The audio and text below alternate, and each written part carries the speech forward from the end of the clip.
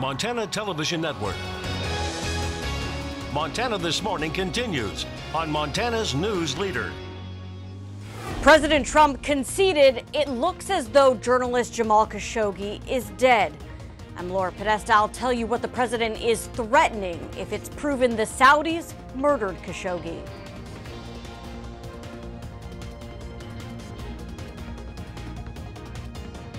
Back here in the Treasure State, President Trump makes a third campaign visit to Montana with a rally in Missoula coming up. What he had to say about Montana's Republican candidates. Good morning to you and welcome to your Friday. It is 6:30. I'm Missy O'Malley with Chet Lehman. Matt Elwell will have our forecast in just a moment. Top story for you now. Sources tell CBS News that the Saudi investigation into the disappearance of journalist Jamal Khashoggi could wrap up by tomorrow. Yeah, President Trump is warning of severe consequences for those found responsible for his likely death. CBS's Laura Podesta has the details. President Trump says missing journalist Jamal Khashoggi is likely dead. It certainly looks that way to me. It's very sad. It certainly looks that way. And he warned of consequences for Saudi Arabia if it's found culpable. It'll have to be very severe. I mean, it's bad stuff.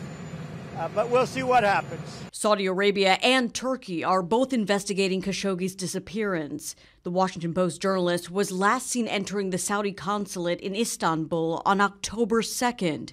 I told President Trump this morning that we ought to give them a few more days. Secretary of State Mike Pompeo briefed the president Thursday after returning from a fact-finding mission in Riyadh and Istanbul.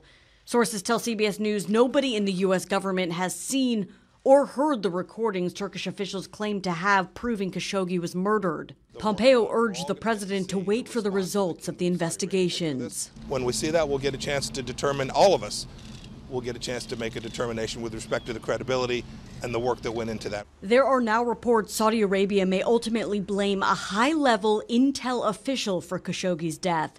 Both the New York Times and Washington Post say a top general may be accused of going rogue, an explanation that would deflect blame from Crown Prince Mohammed bin Salman.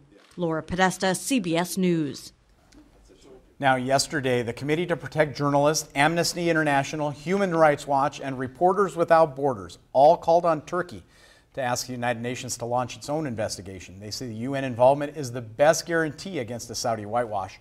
There are also reports one of the men accused in Khashoggi's death died in a car crash after returning to Saudi Arabia. So this story just keeps getting twistier and twistier. It really does. The plot thickens, as they say. We'll continue to follow the progress of that. Meantime, Matt, the plot thickens, the sky's clear. Yeah. Absolutely gorgeous. And temperatures climb. It looks like we're doing okay. I think today's going to be a little cooler than it was yesterday, but not by much.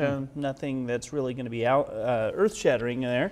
Temperatures holding into the 30s this morning for most of the area. Notice our daytime highs should be near the 60-degree mark pretty much across the board. Now, the weekend looks fantastic. We're starting to see a little change in our weather pattern coming up. Speaking of which, we'll take a look at our winter outlook coming up in just a few minutes. Thank you, Matt. Now 6:32 against the backdrop of the mountains and a Montana sunset. President Trump made his third visit to the Treasure State. President Trump spoke for 70 minutes last night, giving an aggressive pitch to Montanans to vote out Senator Jon Tester. He hit on many familiar themes, from taxes to immigration to the Supreme Court. One very unexpected one about Montana's Republican Congressman Greg Gianforte. MTN's Mike Dennison has our recap. Democrats have become the party of crime. It's true. President Trump didn't waste much time firing up the partisan crowd of several thousand people, castigating Democrats for their treatment of Supreme Court nominee and now Justice Brett Kavanaugh. And come Election Day, Americans will remember Kavanaugh, and they will remember all sorts of other things because that was a shameful act. He also made it personal against Senator Tester, saying he especially wanted to come to Montana to help defeat him after Tester aired accusations that sunk Trump's VA nominee, Ronnie Jackson, this spring. He was attacked so viciously, so violently by Jon Tester like I've never seen before. True. All lies, all made up stuff. Trump didn't bring out Tester's opponent, Republican Matt Rosendale, until a half hour into the speech. Jon Tester has been too wrong for too long. We can't let Jon Tester and the radical liberal resistance win this November. If they win, they'll go after President Trump and his agenda. We can't let that happen. But shortly before that, the president praised Congressman Gianforte for body slamming a reporter on the night before Gianforte's election last year. Any guy that can do a body slam, he's my kind. He also brought the crowd to a roaring approval with tough talk about securing the border. And we will keep the criminal drug dealers and terrorists the hell out of our country. We heard a pretty raw red meat appeal from the president Thursday night to vote for Republicans in Montana this election, with barely a nod to the middle. In just 2.5 weeks, we'll find out if that translates into victory at the polls. Reporting from Missoula, Mike Dennison, MTN News. Now, President Trump boarded Air Force One just a few minutes after completing his speech and was off to Arizona for another campaign rally, and that'll be held later today. And President Trump's visit also drew opposition from some people in Missoula. MTN's Jonathan Imberian has this report. Hundreds of people gathered at Missoula's Playfair Park Thursday afternoon for a Love Trump's Hate rally. We wanted to show President Trump and the nation what Missoula is about. Missoula is about community, tolerance, acceptance, and love. People in attendance listened to speakers like Missoula Mayor John Engen and carried signs criticizing what they say is divisive language from the president. I feel like right now what President Trump has done has divided our country, and people are being less tolerant of our differences. Politics has changed because there is tacit acceptance of hatred. The event was organized by the group Missoula Rises. Leaders say they put it together in just 6 days. When we heard he was coming to Missoula, we felt it was important to get our community together and respond to his divisive and hateful rhetoric by coming together as a community and getting out the vote. A bus was on hand during the event, carrying people to the county elections office to register and vote. To symbolize the importance of voting, the event ended at the election center at the fairgrounds. Marchers came from Playfair Park to the election center, some even dropping off their absentee ballots as they arrived. Rally organizers said many people in Missoula had strong reactions to the president. We are doing an excellent job of channeling all of those emotions into something constructive. So we respond to that by getting out the vote and voting in people who can make a difference. In Missoula, Jonathan Amberian, MTN News. Now, the Tester campaign says the senator is focusing on talking about issues such as public lands, veterans, and health care. Campaign gave this response to President Trump's speech. Tonight was a political speech in an election year, but Senator Tester today, he spent his day down in Butte. He met with a bunch of veterans, Republicans, independents, Democrats to talk about his work for veterans and all the work he's done to secure the Southwest Montana Veterans Home there, which is a big issue in this campaign. And that is a facility that Matt Rosendale voted against when he was a state legislature. So Senator Tester spent today talking about the issues that matter to Montanans in this election, one of those being veterans. And that's what we're focused on in this campaign. Now, in other political news, after a lengthy investigation into Interior Secretary Ryan Zinke's travel, the Department of Interior Inspector General found that Zinke and his wife did violate policy for government travel.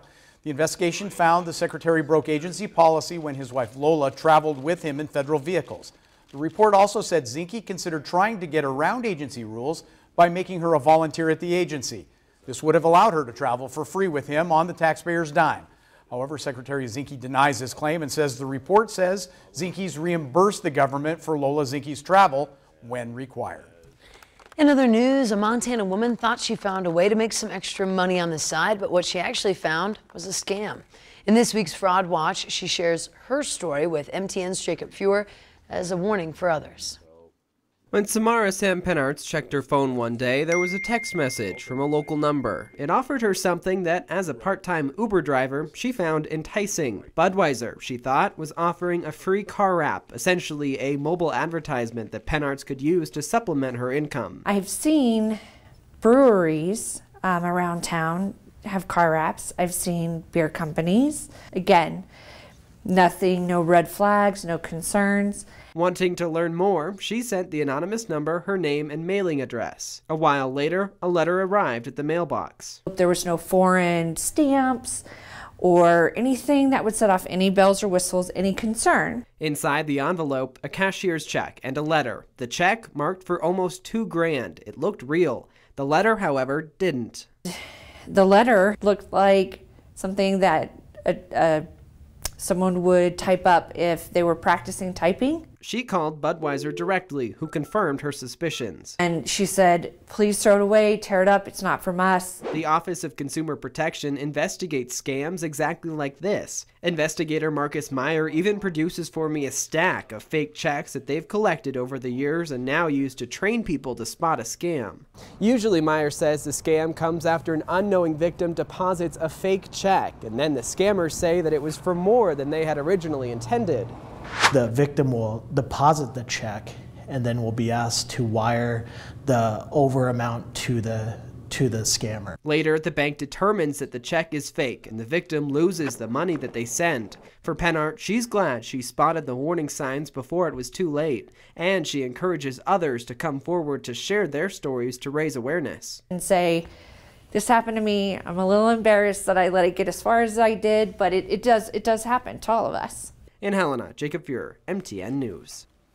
Now, the OCP says if you have any questions about the authenticity of a check, take it to your bank and ask them to look at it before you cash it.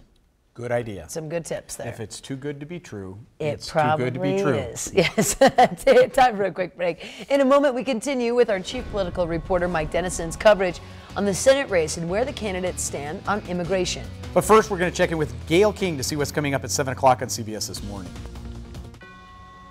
Good morning to you. Ahead on CBS This Morning, as Saudi Arabia prepares to release a report about the apparent assassination of Jamal Khashoggi, we'll look at the surprising ties the kingdom has with the U.S. economy. And here's a question. What would you do with $970 million? That's almost $1 billion. That's tonight's Mega Millions jackpot. That's the largest of all time. Your chances of winning and what the money raised from the lottery helps to fund. We'll see you at 7 o'clock. Dream big, people.